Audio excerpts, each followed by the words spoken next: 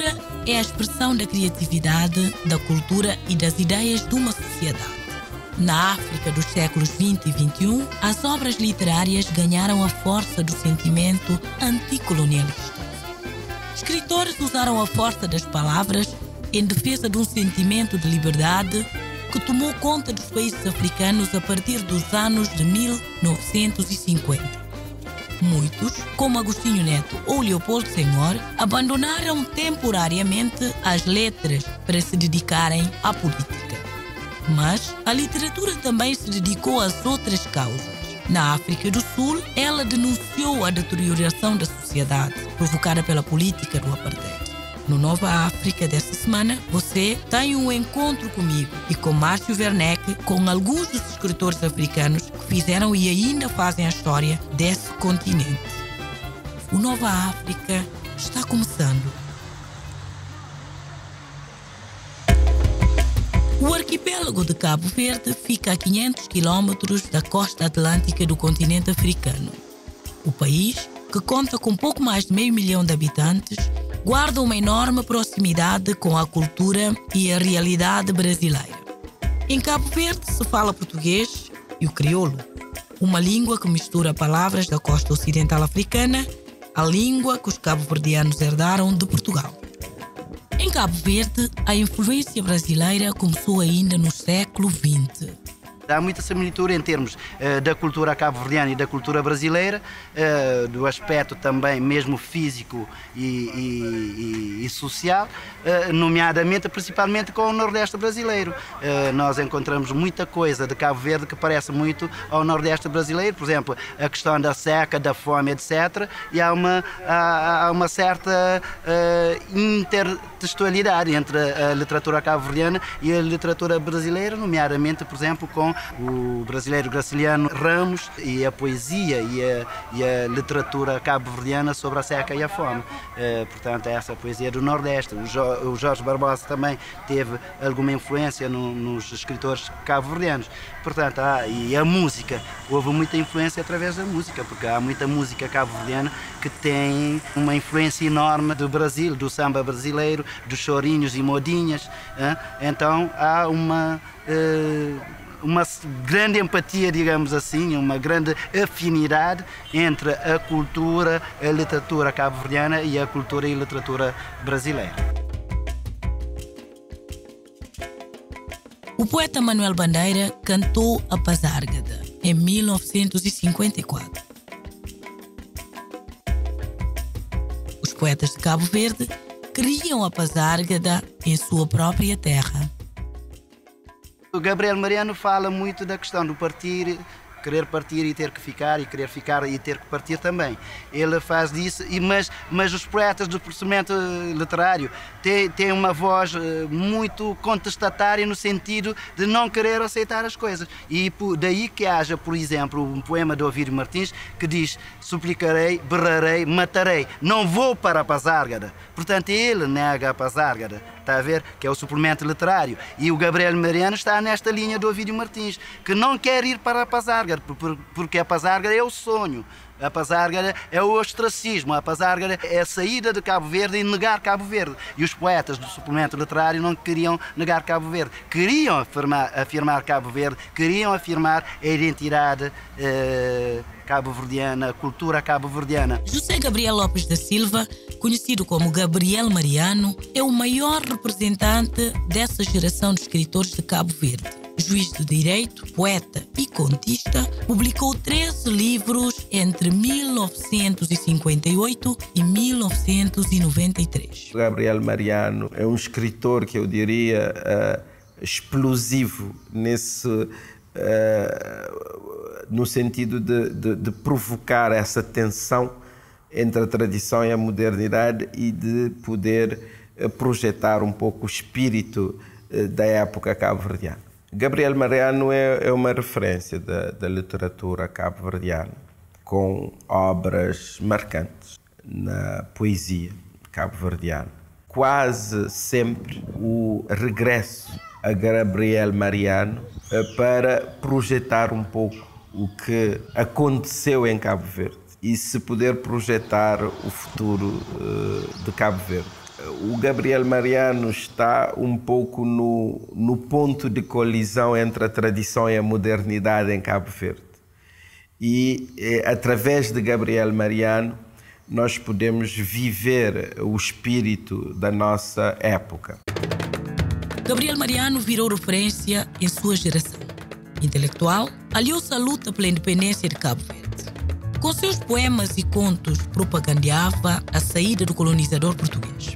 Pagou com um exílio de 4 anos em Moçambique pela literatura considerada subversiva pelos portugueses. Ele foi contestatário. Mas é preciso dizer também que os poemas do Gabriel Mariano não se resumem a isso. Ele também tem poemas líricos muito interessantes e tem poemas filosóficos também e metafísicos muito interessantes, muito bons mesmo, em termos de abordagem, em termos poéticos, porque ele, apesar de ser contestatário, foi sempre muito poético. Um poema emblemático do Gabriel Mariano é o poema Capitão Ambrósio, que é um poema que fala de uma revolta que houve em Cabo Verde, de uma sublevação da população de São Vicente, liderada por o Ambrósio, que era uma personagem então que fez essa sublevação. Então ele agora transformou isso num poema emblemático, portanto ficcionou depois toda essa situação que de facto aconteceu, essa realidade. Ele depois transfigurou essa realidade, tendo como ponto de partida essa sublevação. Então tornou o Ambrósio, que era um popular com ideias de reivindicação, transformou-o em capitão, como se fosse um general a lutar contra a fome e a miséria. E aí ele escreveu o Capitão Ambrósio, que diz assim: bandeira, bandeira negra, negra bandeira da fome, em mãos famintas erguidas, guiando os passos, guiando, livre e luzindo, inquieta e livre luzindo, luzindo a negra bandeira, clara bandeira da fome. De Cabo Verde, vamos para a África do Sul conhecer uma das mais renomadas escritoras africanas atuais. Nadine Gordimer está próxima dos 90 anos de idade. Sua obra e suas ideias, no entanto, mostram a vitalidade de quem sempre lutou por um país mais justo. Apartheid, repressão e denúncias contra as desigualdades são temas da literatura de Nadine Gordimer. A ganhadora do Prêmio Nobel de 1991 começou cedo nas letras. Aos 15, escreveu um livro infantil. Aos 16, uma ficção para adultos. E de lá para cá já são mais de 30 livros. Um dia, no meio da noite, eu e meus pais acordamos com uma enorme confusão do lado de fora da casa. Nós fomos para o quintal e eu vi uma mulher, ainda com suas roupas de trabalho e que trabalhava em minha casa, e era parte de minha vida. Na verdade, ela era quase minha segunda mãe, e eu a amava dessa forma. Seus pertences tinham sido jogados na rua e seu quarto tinha sido todo revirado. O que tinha acontecido é que os negros não tinham permissão para comprar bebidas alcoólicas naquela época. Então, eles produziam bebidas em casa e ela era suspeita de estar fazendo isso. Haviam policiais negros e brancos. Os brancos no comando e os negros fazendo o trabalho sujo. Eles não perguntaram nada, não encontraram nada, e aí foram embora. Eles não apresentaram um mandado de busca. Eles apenas entraram na propriedade, que era uma propriedade privada. E minha mãe e meu pai não os desafiaram de maneira alguma. E isso ficou martelando na minha cabeça. E mais ou menos uns 2 anos depois, eu tinha uns 12 anos de idade, eu escrevi uma história baseada nisso. Branca, filha de imigrantes judeus, amiga de Nelson Mandela e ativista política, teve muitas de suas obras censuradas. Para a escritora sul-africana, o ofício de escrever não pode ser apartado da realidade em que o autor está inserido. Eu acho que foi Albert Camus, o grande escritor francês, que disse: e isso está em algum túmulo, em algum lugar. Ele disse: no dia em que eu não for mais do que um escritor, eu devo parar de ser apenas um escritor. Não é o suficiente.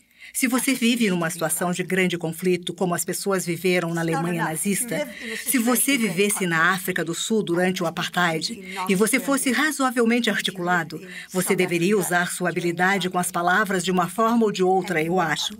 E não somente a sua habilidade com as palavras para escrever apenas, mas usar isso em toda a sua vida.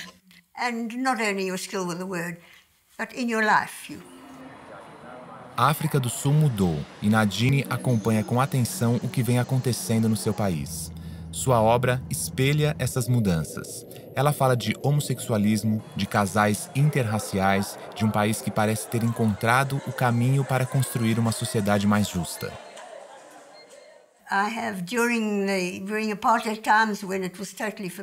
Durante algum tempo, mesmo quando era terminantemente proibido, havia muitos casos de amor interracial. E mesmo após o fim do apartheid, havia uma certa estranheza quanto a isso.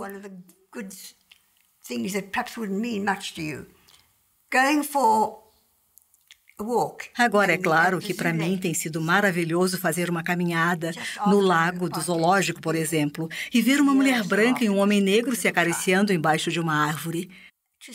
Tempos atrás, a reação era: meu Deus, eles vão ser presos em flagrante. Tornou-se normal. E normal e natural ver uma mulher branca e um homem negro namorando embaixo das árvores. Todos nós fazíamos essas coisas quando éramos jovens, mas tínhamos muita tendência a acreditar que algumas pessoas seriam presas por isso. Hoje tenho que dizer para mim mesma: não, está tudo bem agora.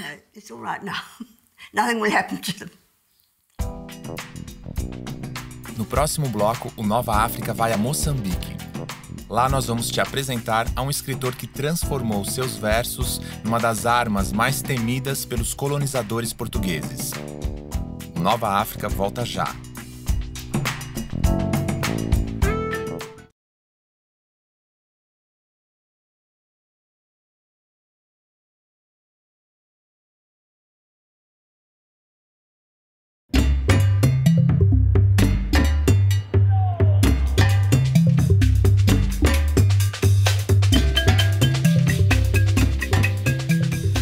Karingana, o Akaringana. Esse jeito de contar as nossas coisas, a maneira simples das profecias. Karingana, o Akaringana. É que faz o poeta sentir-se gente. E nem de outra forma se inventa o que é propriedade dos poetas. Nem em plena vida se transforma a visão do que parece impossível em sonho do que vai ser. O poema Karingana, de José Craveirinha, resgata uma tradição africana, a de contar histórias. Karingana o Akaringana significa era uma vez na língua xangana, falada em algumas regiões de Moçambique. Mulato, filho de pai branco e mãe negra, José Craveirinha é reconhecido pelos moçambicanos como o Camões de Moçambique.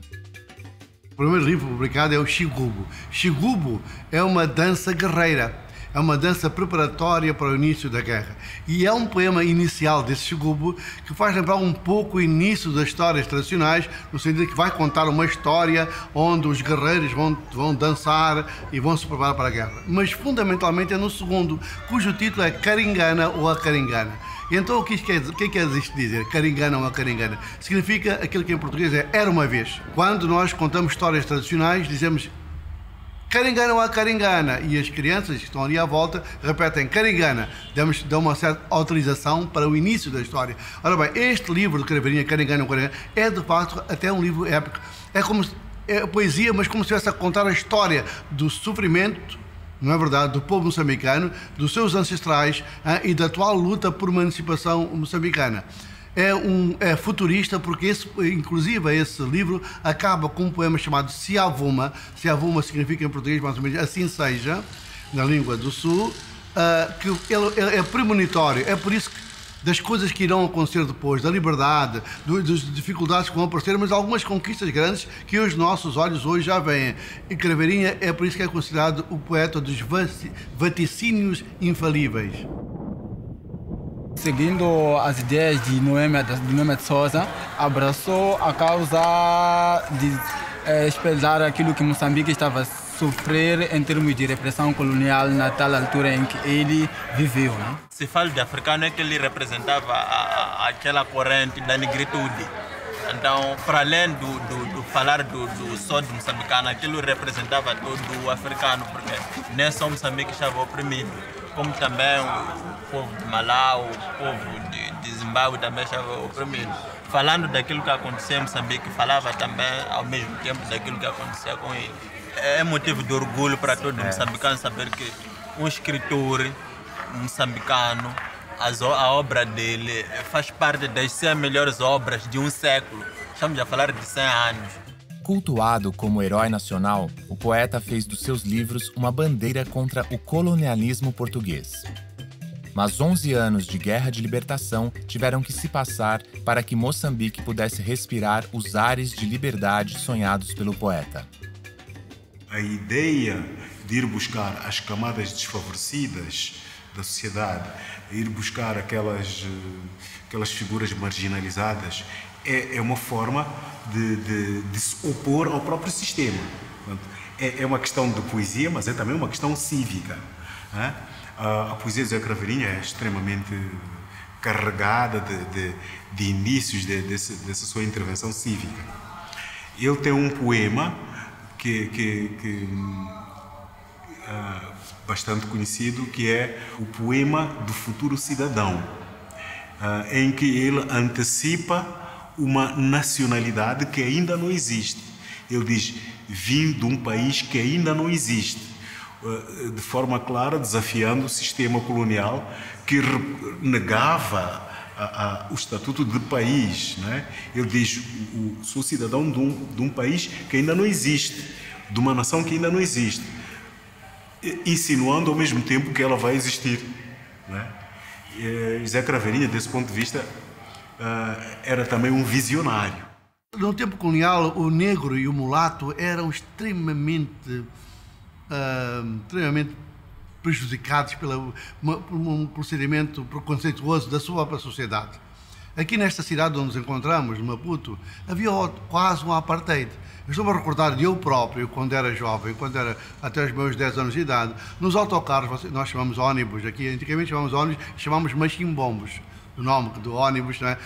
Onde metade do autocarro para trás eram os mulatos e os negros, à frente só acertavam os brancos. É para dizer, por exemplo, numa cidade deste tipo, não é verdade, com Craveirinha, aí está o fenómeno. Portanto, isto não quer dizer que numa cidade, digamos, que tem muita gente preconceituosa, não haja pessoas que não sejam preconceituosas, que não sejam racistas. Há muita gente, e muitos pais não eram. Portanto, isto quer dizer que Craveirinha viveu intensamente esse mundo separatista, esse mundo do racismo, etc., mas conseguiu não só combatê-lo, porque a sociedade, este tipo de sociedade foi combatida para surgir uma sociedade diferente e nova, e também ele próprio, embora sofrendo na carne, e sofreu muitas vezes a chicotada de preconceito, como ele diz num poema dele, as chicotadas de preconceito, foi para a frente. Não é por isso que ele não tinha grandes amigos brancos, tinha. Outros amigos negros e amigos mulatos, tinham amigos de todo lado. E estão aí, e também lutadores como ele. Isto quer dizer que também na sociedade moçambicana, embora houvesse o colonialismo e houvesse este preconceito, não quer dizer que não houvesse também aqui indivíduos de origem europeia que tivessem tirado ao nosso lado na luta pela emancipação do povo moçambicano. Portanto, aí a questão é pacífica, ele não ficou traumatizado por isso. Pelo contrário, deu-lhe mais força, como ele diz, estaleca é força, não é? Para continuar a sua poesia de caráter, digamos, reivindicativo, social e político. Após a Revolução, Craveirinha transformou-se em herói nacional. A saída do colonizador português de Moçambique permitiu ao poeta prosseguir em sua obra com maior dedicação. Em 1991, ele ganhou o Prêmio Camões, concedido a autores que tenham contribuído para o enriquecimento do patrimônio literário e cultural da língua portuguesa. Quando me considero um poeta, quando me dão prémios, eu fico admirado. E, ao mesmo tempo, há um outro eu que se desliga de mim e que se sente grato. Nasci a primeira vez em 28 de maio de 1922. Isso no domingo. Chamaram-me Sontinho, diminutivo de Sonto. Isso por parte da minha mãe, claro. Por parte do meu pai, fiquei José. Nasci a segunda vez quando me fizeram descobrir que era mulato. A seguir fui nascendo à medida das circunstâncias, imposta pelos outros. Quando meu pai foi de vez, tive outro pai, seu irmão. E a partir de cada nascimento, eu tinha a felicidade de ver um problema a menos e um dilema a mais. Quando a minha mãe foi de vez, outra mãe, Moçambique. Nasci ainda outra vez no jornal, o Brado Africano. Autodidata, minha grande aventura, ser pai. Escrever poemas, o meu refúgio, o meu país. Também uma necessidade, angustiosa e urgente, de ser cidadão desse país. Muitas vezes, altas horas da noite. Maura Eustáquia de Oliveira é jornalista e estuda a literatura africana e suas ligações com a tradição oral do continente. Ela já mergulhou na obra de escritores como o moçambicano Mia Couto e o angolano José Luandino Vieira. Para ela, a literatura africana é rica em referências que a transformam numa obra capaz de ultrapassar fronteiras. Precisa uma certa intimidade com a obra de cada um para você perceber isso. Isso também é muito nítido no Luandino Vieira, que são dois escritores que têm mais intimidade com eles. Mas você vai perceber isso em outros moçambicanos, como o Bacacossa também, né? E na própria poesia do Craveirinha tem um ritmo, o ritmo dos poemas é o ritmo do falar, né? Do falar da tradição oral. É uma cadência poética na prosa. Eu sinto isso no Mia Couto, no Luandino, e muito no nosso Guimarães Rosa. Porque eu acho que, no fundo, por eles serem todos poetas frustrados, vamos dizer assim, eles começaram a escrever poesia e depois falaram, não, isso não é o meu negócio. Essa cadência que eles capturaram da convivência com o povo foi transposta para a prosa. E isso é que faz a maravilha dos textos. Luana Dini, ela procura na sua obra sensibilizar não só a comunidade internacional, mas mesmo internamente, né, as pessoas que ainda se mantinham, vamos dizer, indiferentes ou pelo menos procuravam ignorar o apartheid.